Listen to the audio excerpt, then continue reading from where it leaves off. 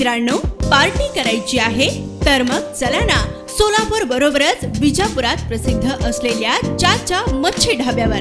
चाचा मच्छी ढाबा, विजापूर रोड, टाकळी, सोलापूर. संपर्क 9765 सार्वजनिक बांधकाम मंत्री रवींद्र चव्हाण यांनी भाजपा स्थापना दिवसाबद्दल म्हटलंय की आज भाजपचा स्थापना दिवस आहे.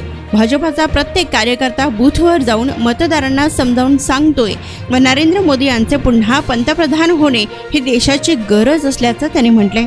त्यानंतर रत्नागिरी सिंधुदुर्ग लोकसभा मतदारसंघातील महायुतीच्या प्रचार कार्यालयाचे आज या चांगल्या दिवशी भूमिपूजन करण्यात आले असल्याचं म्हणत रत्नागिरी सिंधुदुर्ग लोकसभा मतदारसंघातील उमेदवार फार विचार करून घोषित केला जाईल असेही त्यांनी म्हटलंय. त्यानंतर श्रीकांत शिंदे यांच्याबद्दलही ते म्हणाले की श्रीकांत शिंदे हे एनडीएचे उमेदवार आहेत. 2 महिन्यापूर्वीच आम्ही सर्वांनी डॉक्टर श्रीकांत शिंदे यांच्या कामाला सुरुवात केली. श्रीकांत शिंदे हे विक्रमी मताने जिंकून येतील. कल्याण लोकसभा मतदारसंघातून आम्ही कामाला लागलेलो आहोत. तर श्रीकांत शिंदे यांच्या नावाची घोषणा झाल्याने भाजपच्या कार्यकर्त्यांमध्ये देखील आनंद असल्याचं सार्वजनिक बांधकाम मंत्री रवींद्र चव्हाण यांनी म्हटलंय.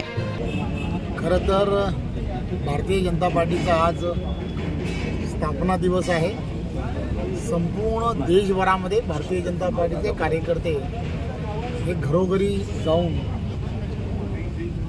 भारतीय जनता पार्टी एनडीएचा उमेदवार विजयाच्या दृष्टिकोनातून का आवश्यक आहे, पंतप्रधान नरेंद्र मोदीजी पुन्हा एकदा पंतप्रधान होणं ही देशाची गरज आहे हे पटवून देण्यासाठी प्रत्येक भारतीय जनता पार्टीचा कार्यकर्ता हा बूथवरती जाऊन त्या ठिकाणी तिथल्या असणाऱ्या मतदारांची समजूत घालण्याचा प्रयत्न हा करणार आहे.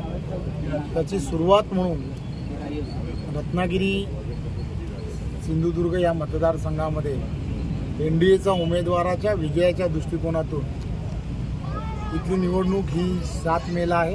त्यामुळे महायुतीचं कार्यालय हे कुठेतरी मध्यभागी किंवा मध्य जे स्थान असेल रत्नागिरीमधलं त्या ठिकाणी इथे व सिंधुदुर्गामध्ये वेगवेगळ्या ठिकाणी असलं पाहिजे अशी कार्यकर्त्यांची 2 दिवसा अगोदर ज्यावेळेला मी रत्नागिरीमध्ये दौरा केला होता त्यावेळेला त्यांची सगळ्यांची मागणी होती आणि म्हणून एका कार्यकर्त्यांनीच पुढे येऊन असं सांगितलं की माझी स्वतःची जागा आहे, त्या जागेमध्ये आपण 6वी स्टॉपच्या इथे हे कार्यालय आपण चालू करावं.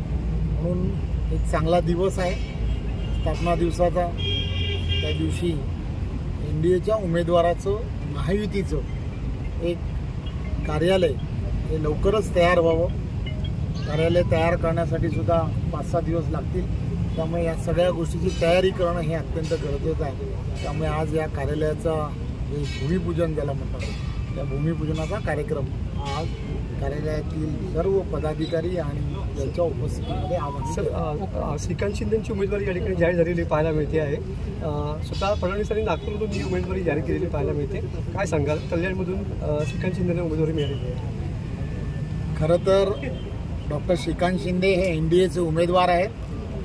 हे गेल्या काही महिन्यांपासून मी असेल डॉक्टर श्रीकांत शिंदे आम्ही दोघांनी एकत्र भारतीय जनता पार्टीच्या महायुतीच्या सगळ्या बैठका घेऊन आम्ही लोकांनी ऑलरेडी 2 महिन्या अगोदरच एनडीएचा उमेदवार म्हणून त्यांच्या कामाला सुरुवात केली आहे.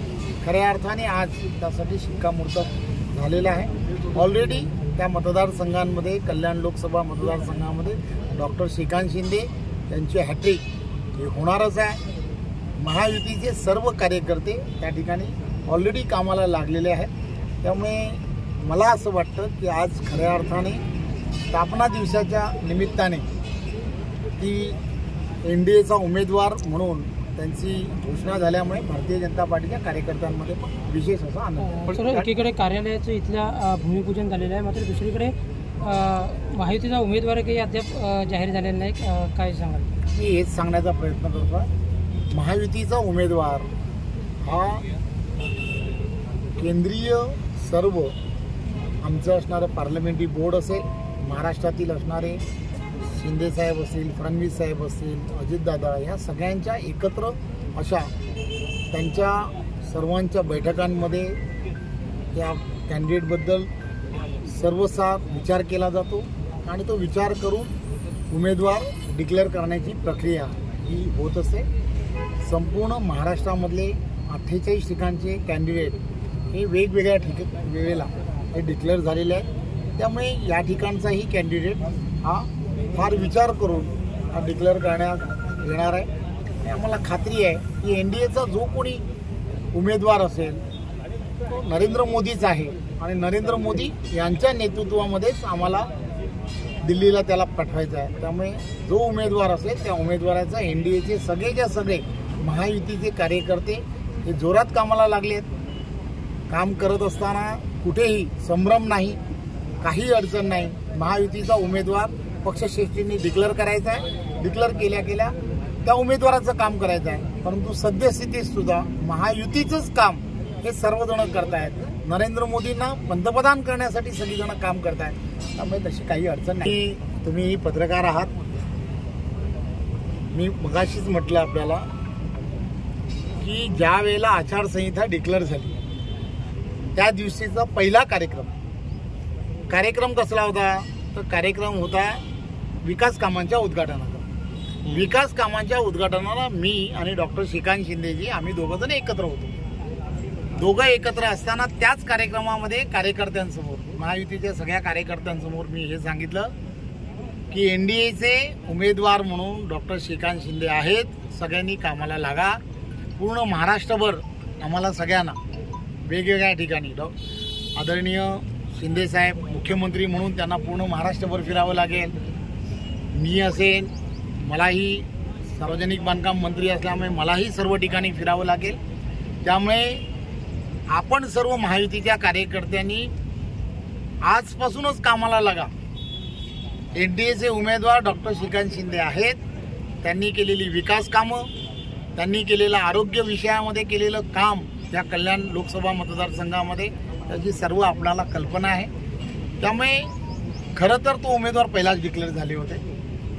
कार्यकर्त्यांनी त्या सगळ्या गोष्टीला होकार दिला होता. परंतु तुम्हाला माहीत आहे की समोरचा उमेदवार कोण द्यावा याची बऱ्याच विषयाची चर्चा होती. त्यामुळे त्यांची ही चर्चा आता त्यालाही पूर्णविराम मिळालेला आहे. त्यामुळे आम्हाला खात्री आहे डॉक्टर श्रीकांत शिंदे विक्रमी मताने हॅट्रिक ही कल्याण लोकसभामधून जिंकून येतील यात काही शंका नाही.